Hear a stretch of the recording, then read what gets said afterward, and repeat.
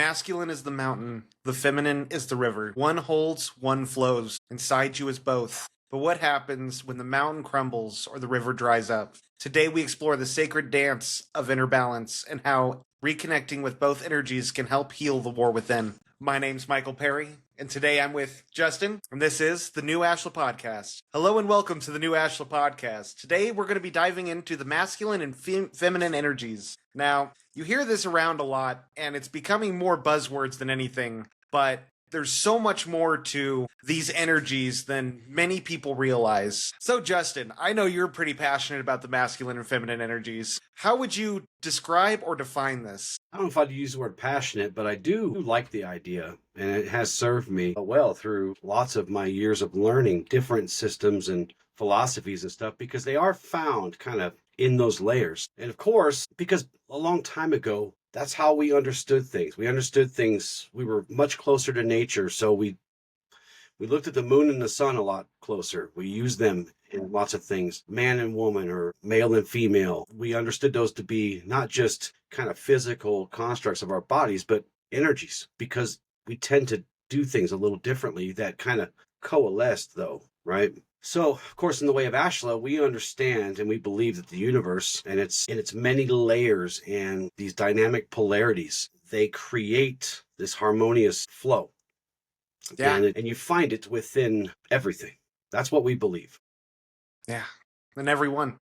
And everyone. But to understand, we're not talking about a gender. That is a whole different thing. What we're talking about here are kind of energetic principles, if you will, that live within each of us, forming this foundation of balance and harmony. So, let's move gender out of the way and any other kind of scientific understandings of male, female, because right today we're talking about the energies and the soul. Yeah. Well, and it's what these energies provide, what each one is good for, and finding balance of them within ourselves to help add to that level of authenticity and wholeness that is our mission. Yeah. And one thing to add as far as polarities, I mean, the universal laws, and that is one of the universal laws, the law of polarity, which is exactly this. It's yin and yang. It's found through many different texts. Right. And in just about every system or philosophy, you can find something that, if not called feminine and masculine energies, it's there. You can see it pretty easy because there are these balancing factors in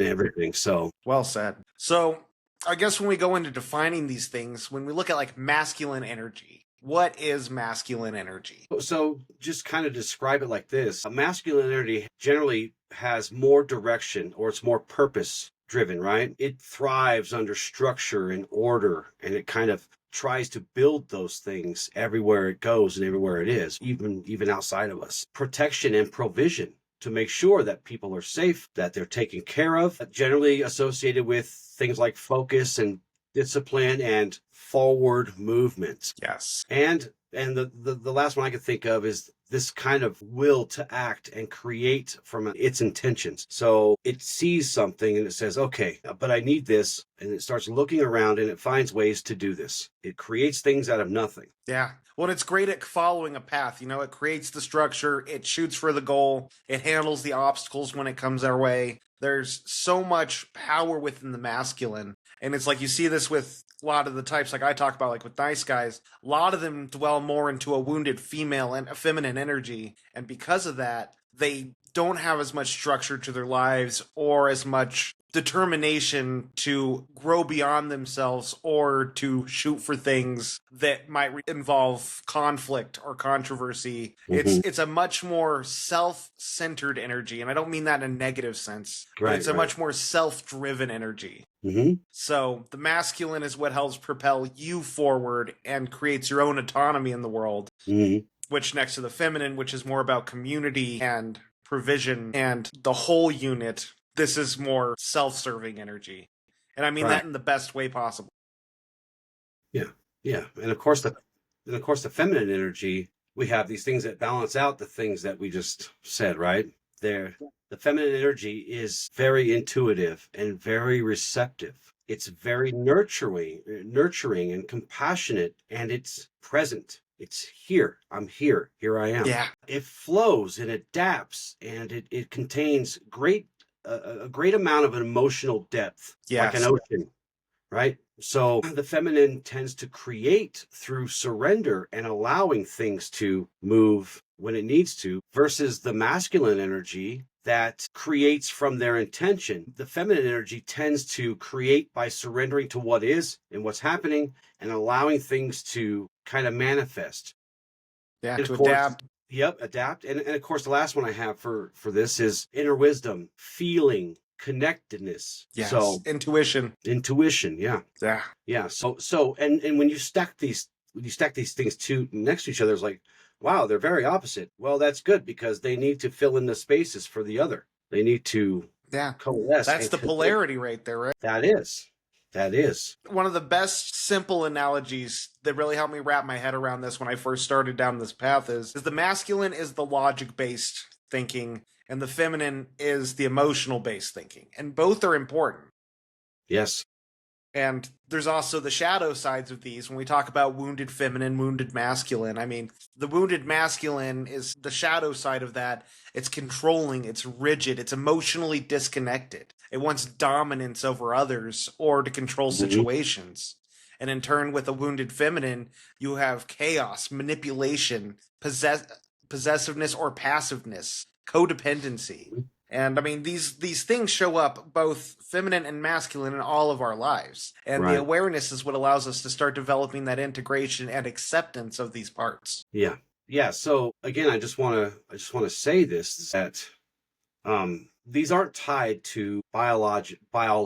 We're talking about the soul, the universe, the flow, the yin yang, as you said earlier. These are actual elemental aspects of existence for a soul, right? Yeah. The sun and the moon, fire and water, sky and earth. These are all these polarities that we're talking about. And every soul carries both. And the goal, as we'll get into it later, is not to favor one or the other, but to cultivate that harmony between the two. And that's the only way to become whole as a being, is to integrate these two together, right? So the structured, I'll just put it to you like this: the structured stillness of the masculine supports that fluid movement of the feminine. They complement each other. They fill in the gaps for each other. And Well, and and it's like, go ahead.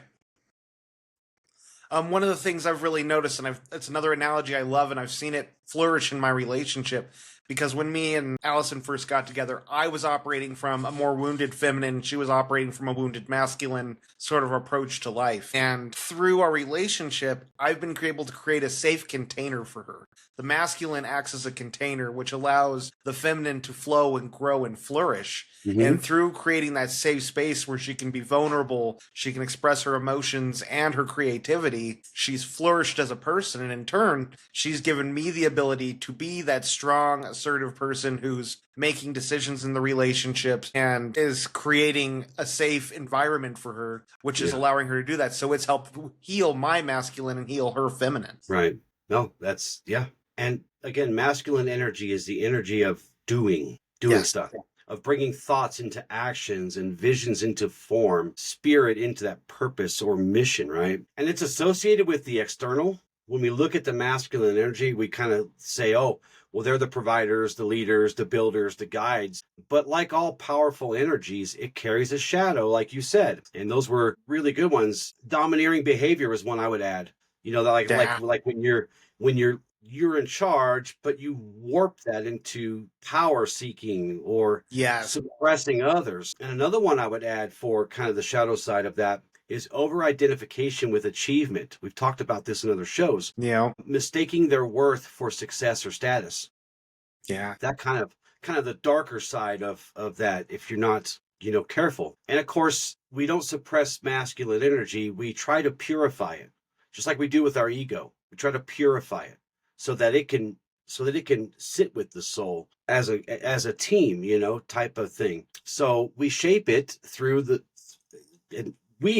path of Ashla, we use things like the 12 agreements to shape this energy and temper it with compassion and refine it with humility. So the balanced and healthy masculine energy is not a conqueror. It's a guardian. It's a builder. It's a protector of these sacred spaces that we should be creating for ourselves and others. Yeah.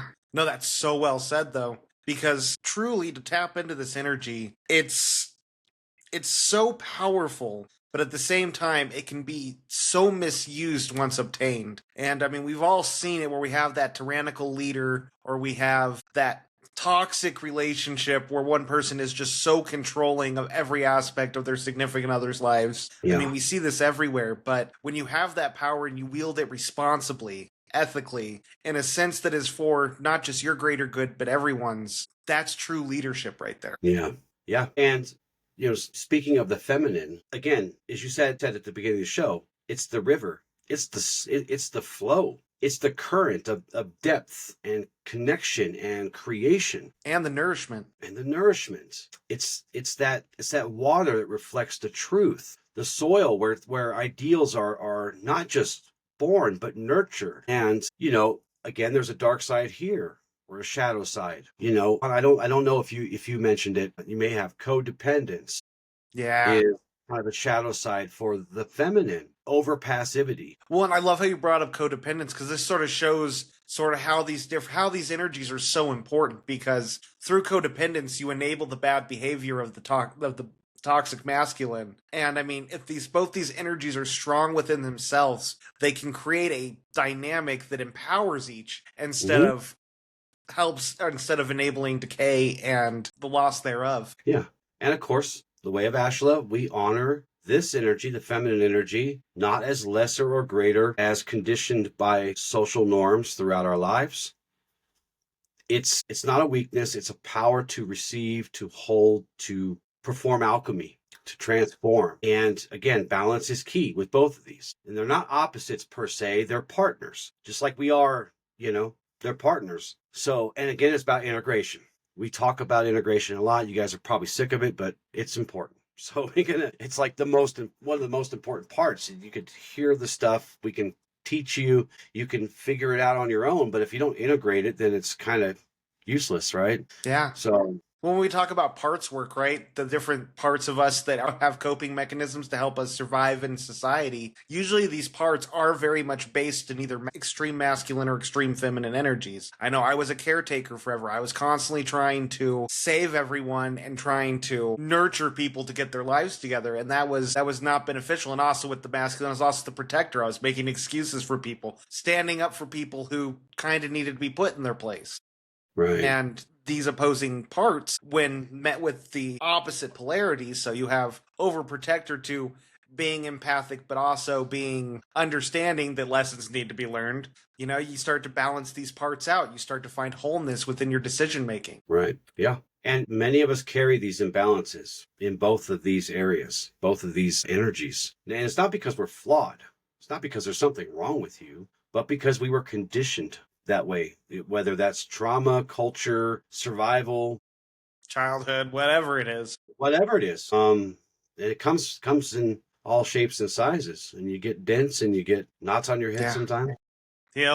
What I think part of that is, I mean, the cultures we were raised in. I Hmm. know it's like there's emphasis in certain types of gender norms, as they say, in Right, American culture, where again, the guy is the protector. So many men I see nowadays are afraid to express their emotions or vulnerabilities because they're afraid of being seen as weak or inadequate. And in right. turn, it's not good. Yeah. Well, most of us guys are taught that masculine energy must mean to be domineering, controlling, or to be like the stoic that feels nothing. Yeah, And all this does is cause us to suppress our emotions, our intention, our intuition, and the things we're vulnerable over. yeah. Creates imbalances within ourselves and within our lives. Yeah, and of course, most ladies were taught that the feminine energy means pleasing and yielding or caretaking exclusively.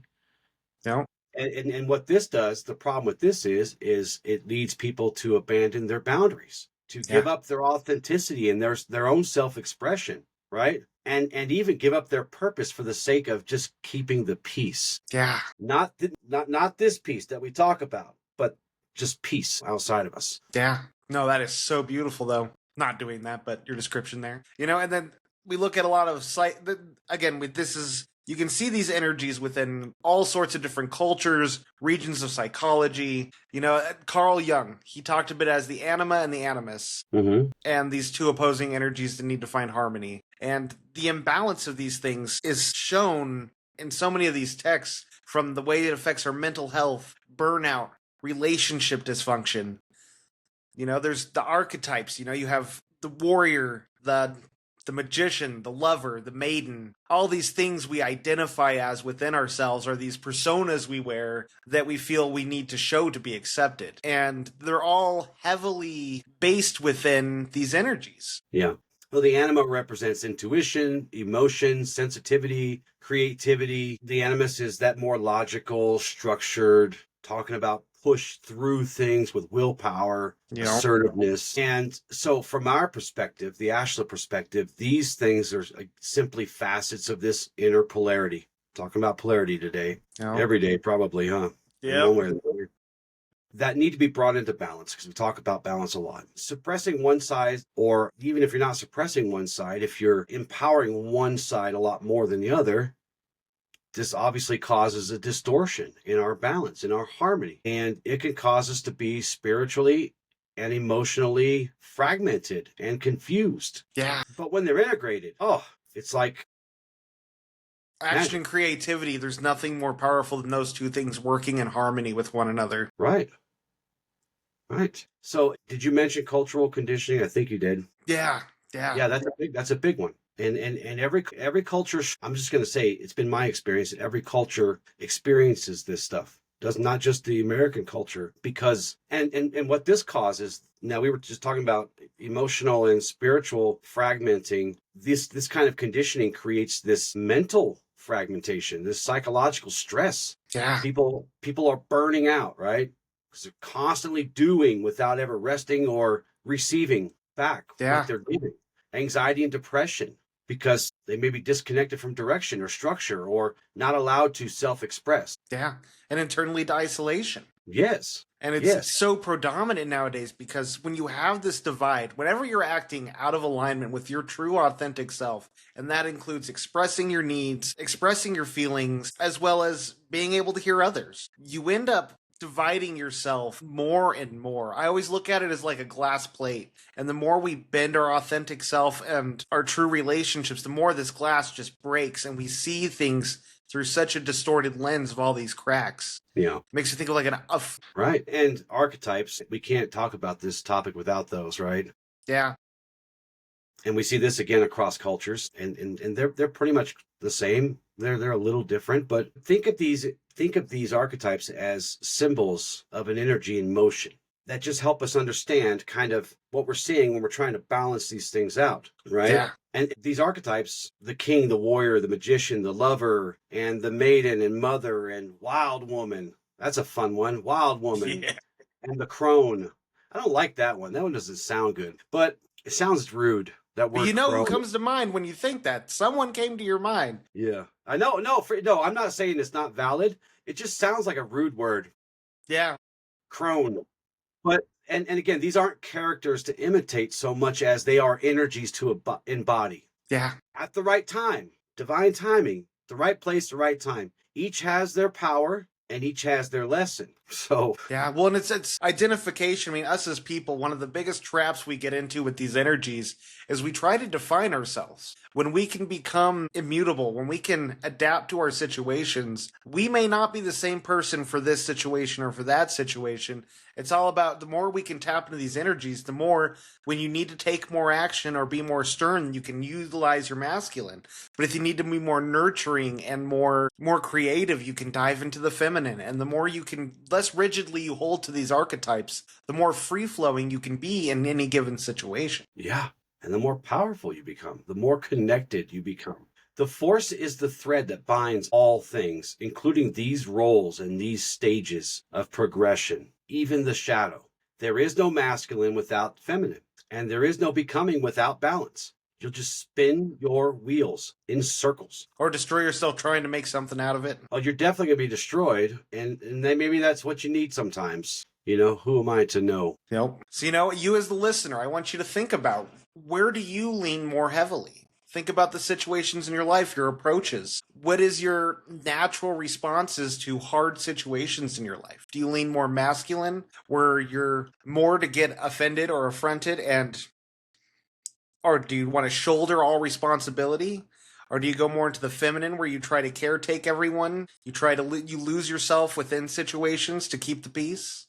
Focus on these things. And we're going to dive into ways to start integrating each of these sides and start building more of a foundation. But really contemplate that as you listen to this episode, because it's inevitable we all lean heavier one side or the other. And depending on how far along you are on this journey, you might be significantly heavier in one direction. Right. So, what are some good tools for the masculine energy? When you want to start, if you have a struggle with cultivating masculine energy, or you lean more feminine, what are some ways to start cultivating that, the masculine? Well, now that we understand, right, we've set the groundwork for, okay, we know what these are, and now, okay, but now what do I do? How do I start to balance them, right? Yeah. Of course, we always practice, practice, practice. Insight without integration is a big nothing burger. You have to integrate.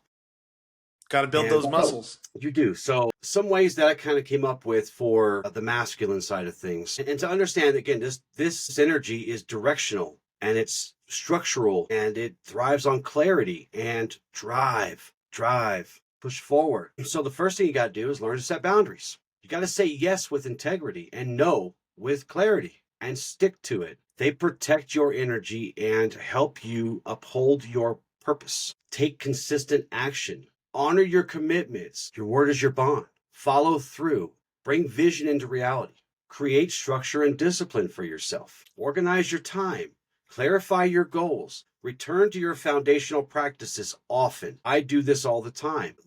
Michael is somewhere over here with our teachings, and as his teacher, I might go behind him and start remembering the stuff too. Always go back to the foundational practices of whatever it is you're doing.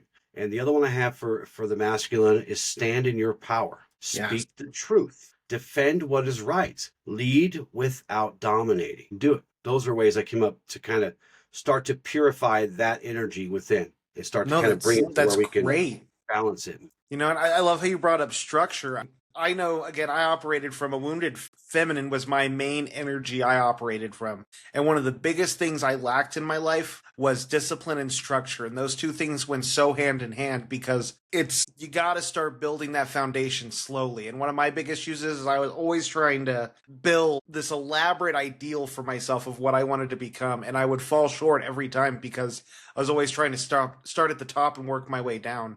Right? All these practices, all these approaches to cultivating this, start small with structure. If you're someone who doesn't have a lot of structure in your life, incorporate one good habit into your life for the next 2 weeks. Start small and be patient with yourself. Yep. This isn't something you can rush because anything rushed will not bear fruit. It won't. But through creating structure, you can then develop discipline. Discipline is another one of those things where it takes time to cultivate that muscle. And again, if you try to start at the top, it's like trying to run a 10-kilometer race and you haven't gone running in 10 years. You're not going to have the stamina to reach your goals, and you're just going to be that much harder on yourself. Self-trust. If you're me, you're going to be in an ambulance if you try that. Yeah, right? Self-trust is something that is only cultivated when we follow through on the promises we tell ourselves. And that's why we got to start small with those little promises to cultivate that self-trust. So I'm not going to use hand gestures because we'll probably get banned off of YouTube or everywhere we are. But we were talking about how masculine energy, I got to put my hands, I'm going to sit on my hands. Masculine energy is directional, so feminine energy is receptive. Use your imagination while I'm sitting on my hands because I was trying to do something. Yep.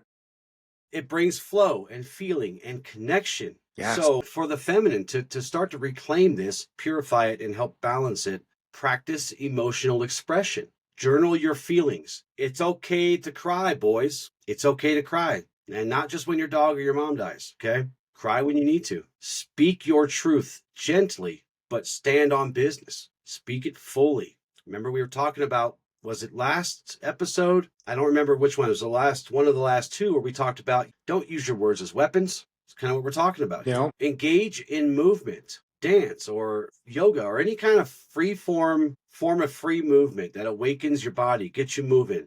You can hit the gym, just do something, move around. and try to include your entire body in this movement. Create space for intuition, meditate, get out in nature, go fishing, whatever, right? Yeah. And make sure you take moments to let silence speak to you, at least 5 minutes a day. If you could do that, you will see a huge difference in things after a month or so. And learn to surrender control. Let go of the need to manage literally everything. Knock it off. You need to learn to let go and trust in the timing. Trust in the flow of this energy that you're working in. And to trust in the people in your life. Yes. Often when we try to control is because we don't want to have to rely on other people. And we need to learn that those we care about and keep closest to us, we can rely on. You know, you were talking about... You heard that, right? How many times have you heard, fine, I'll just do it myself? Yeah. How many times have I said that? Like, I tell you what. I've said it before, lots of times. That was one of my biggest struggle areas. All my relationships before this, I would just carry everything on my back. I'll handle the bills. I'll handle the responsible things. It's going to be easier and better for my stress levels if I don't have to count on you. Right. Yeah. And you were talking about emotional expression, you know? Learn to state your needs. Learn to express when things upset you. Learn to express when things make you sad. Get off your high horse and allow yourself to be vulnerable. Vulnerability is one of the most important things we can learn, and it's for certain situations and with certain people. But through that vulnerability, we can get support that we never thought we could before. Yeah. Yep. And you know, one last thing to help with the feminine energy, find something artistic to do. Whether that's photography, painting, drawing, writing, whatever it is, find a creative outlet to start awakening this part of your mind. Right. Because your soul craves expression. And so many people bottle this up because they're worried they're a bad artist. Same with the dancing. They're afraid they're going to look silly and stop caring what other people think. It's all about expressing yourself in whatever that looks like. Mm-hmm. Yep. And once you do that, then things like communication will come much easier. Yeah. And it'll be much more useful in your relationships because you'll learn to speak with clarity, the masculine energy, but also empathy, the feminine energy. And you'll learn to listen with presence and respond with intention. See how these things start building upon each other, right? Yep. We have clarity, empathy. We have listening, but with presence. We respond with intention. So they just kind of all work together. No, it's a beautiful dance, though. And the more we can end up, like one of the things I've thought about, and I haven't really read it anywhere, but I'm pretty sure it's true, is the right and the left hemispheres of our brain, right? Mm-hmm. I think these kind of tie into these energies. You know, the more you practice one, the more you strengthen that side of your brain. Yeah. And the more you can strengthen these muscles, the more you can find that harmony. Because when they work in unison, the potential of life is limitless. Whether that's starting a business, doing an endeavor of any kind, you will be assured within yourself and have the expression you need to push forward effectively. Yeah. And again, we teach that not one of these are to dominate the other. There is a sacred dance between these two things. And when we're out of balance, we suffer. It's just that plain and simple. We suffer. When we align, we flourish. And again, balance is not something that you achieve. It's something that you live. It must be lived. It's this harmony of stillness and movement, of form and formlessness. It is the paradoxes and all these things. They're layers upon layers upon layers of balanced energies, actions, words, intentions, so on and so forth. Beautifully said. So one of the topics I really wanted to dive into this too is relationships.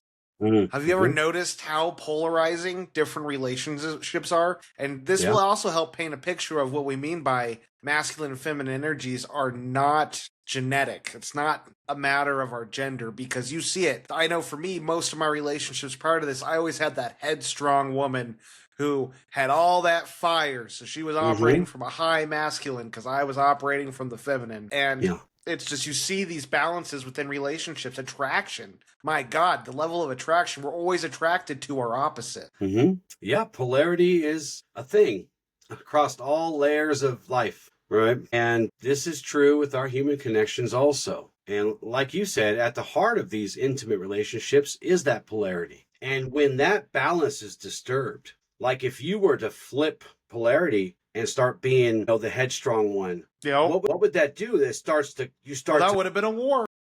Freaks out if everything freaks out. Think of magnets. right? This is the easiest thing I can think of. Think of magnets that attract through opposite charges. We all know how magnets work. If you flip them the wrong way, what do? They repel each other. When we turn them the right way, they attract each other. They come together. And if you have one person embodying more of that masculine and the other leaning into the feminine, and it could, like you just said, it doesn't matter gender or biology here, because people are what they are and who they are, and we're talking about this energy, and it doesn't always match what you think it would, because not all women are naturally more feminine in their energy, and the same with dudes. If it's working and everything's jiving, there's this kind of balance. The dance is going well. Yeah. But this isn't about dominance. So one of the other people can't dominate, no matter what energy they're bringing more of versus the other. Yeah. It just means that you guys are bringing something opposite or something different. One is this, one is that. And again, it's about this pull and repulsion of, if you're not jiving well, between this purpose and this presence and all these things. Yeah, well, I don't even say once it's healed. Once you are in your divine masculine, divine feminine, we'll call that the positive next to the wounded. I mean, you have a flow where you guys can sort of interchange roles. I know with me and my girl, there's times where she does need to take the lead because she does have a little better organization than me. And I gotta follow her lead, which I'm okay with. And then there's times where I have to be the creative or empathetic one and hold that space. And it's a beautiful dance when you guys can operate from the non-wounded forms of these things. Right. And going back to the archetypes, like I said, being able to throw those out, man, when you need to, when it's best suited for a situation. And that may be you or that may be her at any given time. That part's not important. You can still be a tough guy and be a crone, right? You can. I know for a fact you can. Yep.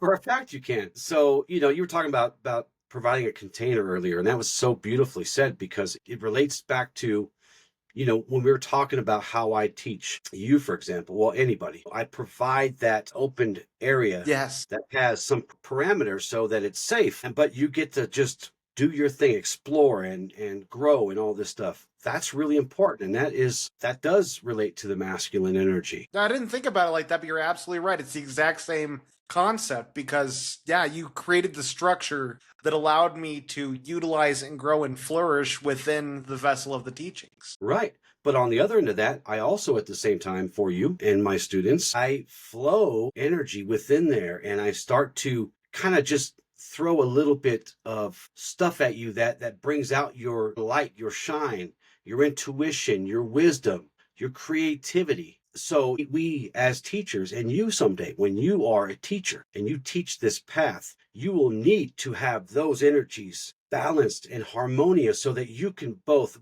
build the place, but also fill it with the stuff that we need, right? Yeah. Does that make sense? No, it does.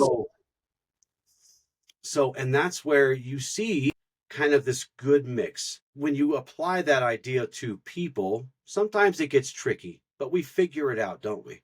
With our partners, because sometimes I want to be the tough guy but Heather's better suited for the tough guy role in this situation. I will give you an example. I don't know if I told this story before. The movie theater? Oh, the movie theater. Okay, so the movie theater. I don't know what episode that was, but you guys look back, start at the first episode and listen to them all until you find the story. Well, it was exactly what I was thinking when you were describing when she would take the role.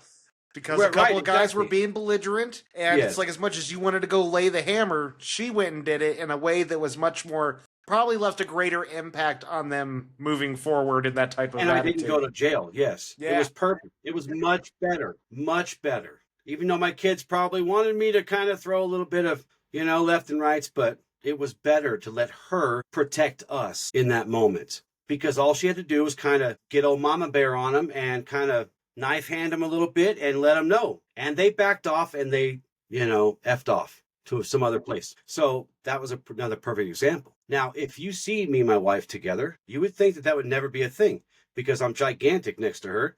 And I look like the guy that would, Look like the guy we're talking about. Right. align your chakras by flicking you in the third eye, right? Or something. But sometimes it's better for her to be the masculine, to bring that masculine energy up front and center and let it guide her to, serving us, her family. And you know what? You can be a tough guy and let your old lady do it.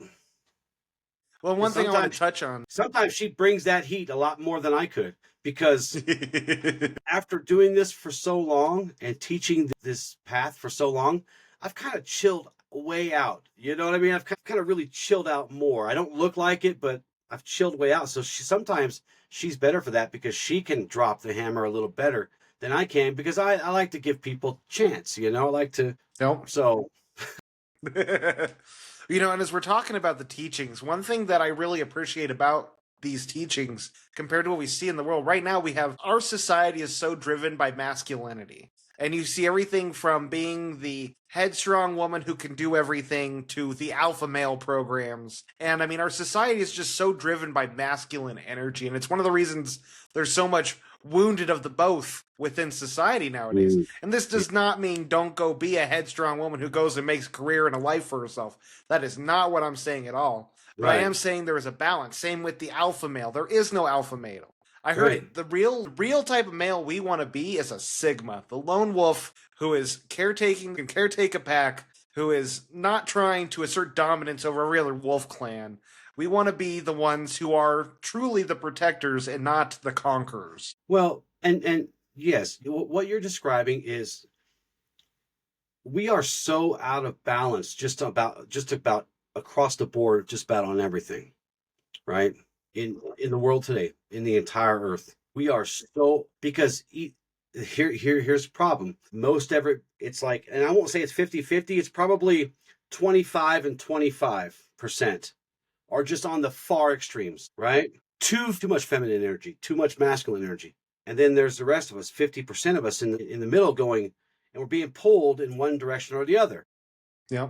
Well, it's like me and my girl in our little research project we're working on. We have this beautiful description of it's like for women, what is culturally acceptable now is there's this middle ground. Men are in the middle ground where they have to be assertive enough, but also they have to be caretaking enough. And Mm-hmm. unfortunately, a lot of guys are starting to fall too far into the caretaking side, which is not what appeals hormonally to women. Women, on the other hand, have two sides they fall in, which is on the you have the middle where the men are at and the women are here. And they either have Mm-hmm. to be the caretakers or they have to be the I am independent. I don't Mm-hmm. need anyone to help me create a life. And these are the social acceptable norms. Girls have to be in this realm, men have to be in this middle sphere, and it's creating so much turmoil because with all the information out there, with the way people are being raised nowadays, Mm-hmm. it's hard to find and feel accepted for not being perfect, which does not fall into these spectrums. We need to learn how to be fluent with all of it. Yeah. Yeah. If you want to live life is all over the place. You got to learn to be what you need to be. And that's not masking. That's just rising up to the challenge, meeting reality where it is. Yeah, well said. Sometimes look, I raised 5 girls. Girls cried a lot. I cried too sometimes. I didn't always do it in front of them especially in the very much early days, because you didn't do that. That was a no-no.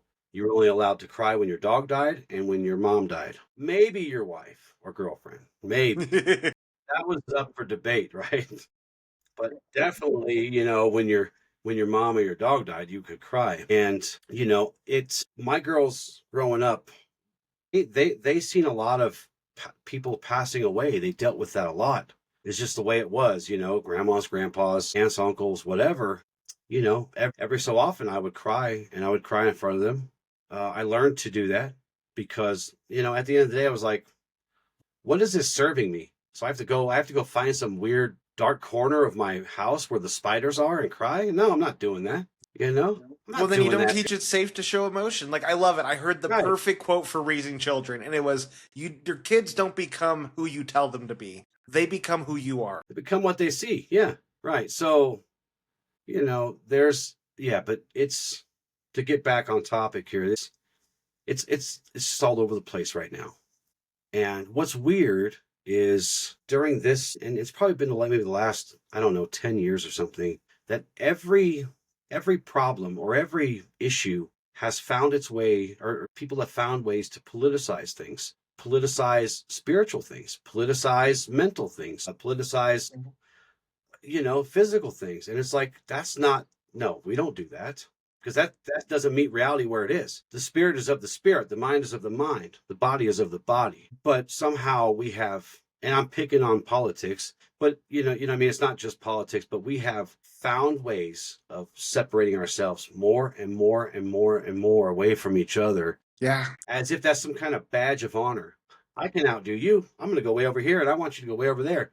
Ha, see, look, I'm winning. No, you're not winning. No. Well, I mean, not to We, dive too much into this topic, but it's just there is big business loves to capitalize on emotional charges because that's what people invest themselves into. And it has become such a business. News has become such a business. It always has been, but especially in the last 10 years, where they're playing on emotions, they're playing on so many heavy topics, and it's creating these divides. I mean, I love how you described that. I wrote a paper on this a year ago about how society is just fracturing more and more because we're isolating due to all these different things we define ourselves with, which then no longer matches with that much more people. And the more we try to define ourselves like that, the more we do isolate and cut that many more people who could be great for us.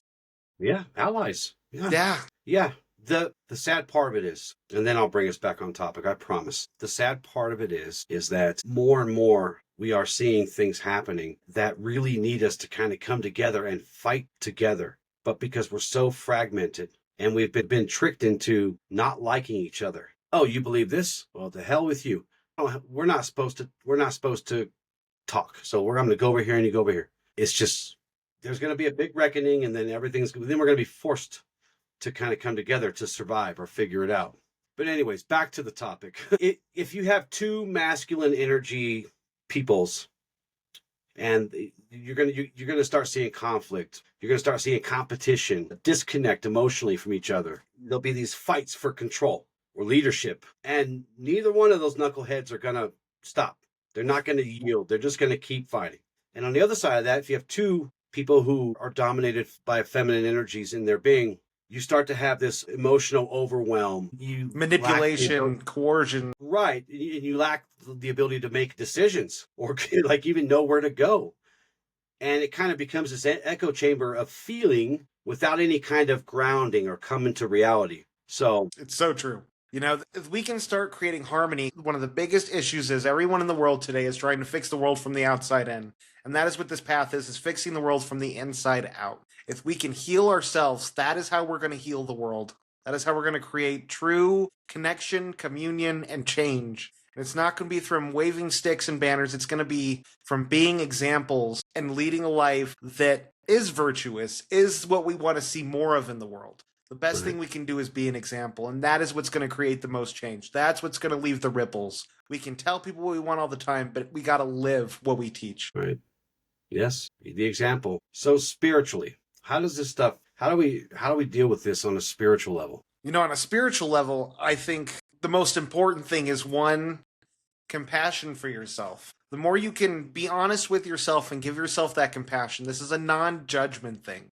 You know, as we talk about wounded masculine, wounded feminine, these are not bad things. There's no negativity to this. It's just understanding how we've had to show up in the world to survive. And if we can start giving ourselves that compassion, we can start making those changes, start taking those little actionable steps to bring balance back into our lives, to get in touch with our soul instead of the mask that we always talk about. Because it's these masks that really make us stand our ground in these paradigms. Yeah. If we can bring ourselves into union, again, this is not about male and female. This is about energies. This is about flow. This is about connection and unity within our own spirits. And in turn, we'll create that within our own sphere of influence we have, our families, our workspaces. It's amazing. Right. Yeah. You know, one way to return to this wholeness, and it's when you stop identifying with only one half of yourself, whether that be the soul or the ego, the light or the dark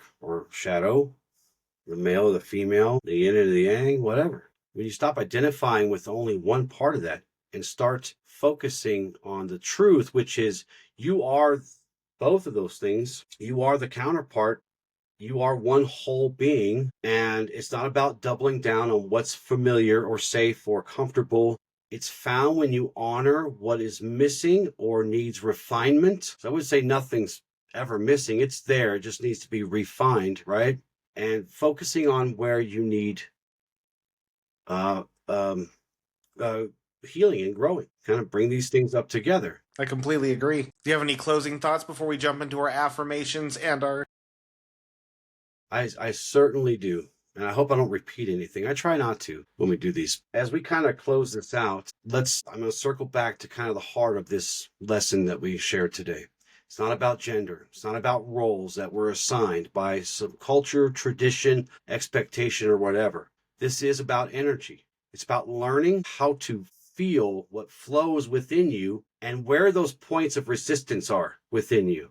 That's when you know that's where you focus your attention. It's about recognizing, being aware of which parts of you have been nurtured and which parts of you have been neglected.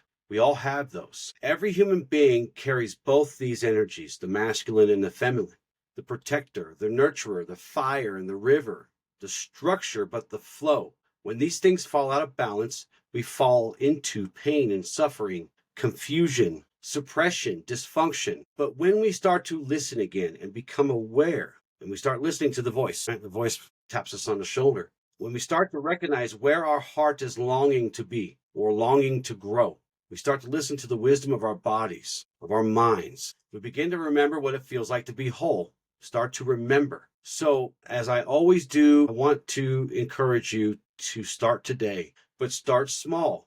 Don't try to master these things overnight. Just sit for a minute and try to notice, become aware of where these things are out of balance. Notice when your masculinity rises in kind of aggressiveness for no reason, or just completely shuts off and you're just silent to the world and you're silent to feelings and all these things. But on the other side of that, notice when the other part of you collapses because you're overwhelmed or you're just always trying to self-sacrifice everywhere you go and with every kind of thing that's happening to you. Don't judge it. Just become curious. Ask yourself, what am I avoiding?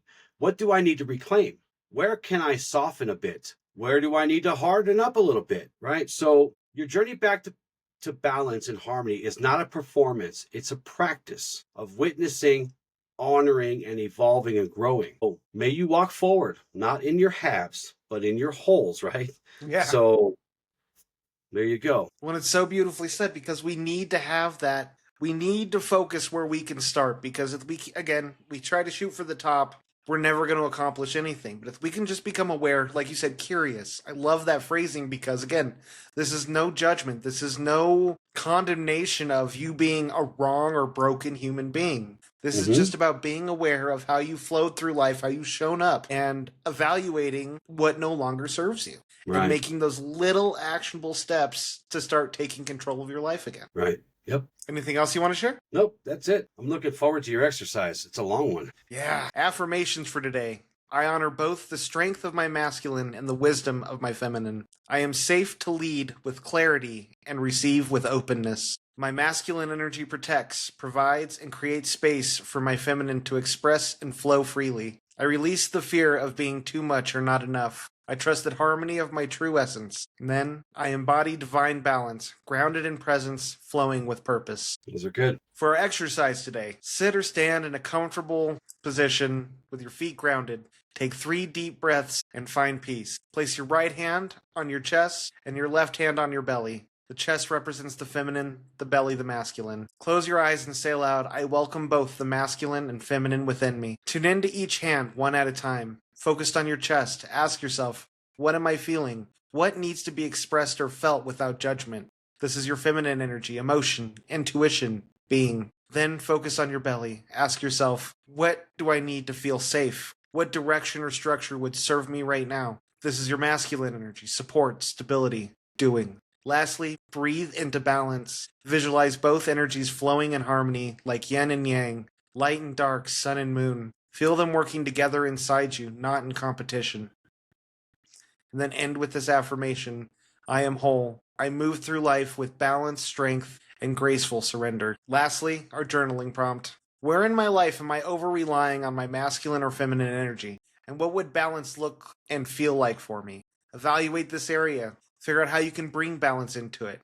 Just write. See what comes to you. Let it flow naturally. That was a great exercise. Thank you. I'm gonna put that in my regular repertoire, my regular rotation. Man, we need to just make a book of all our exercise and journaling prompts. Perfect. Well, thank you so much for joining us today. And if you made it this far, we hope you got as much out of this conversation as we did. This is, I know for me, one of my favorite topics. So, with love and gratitude, Ad Lucium. Ad Lucium.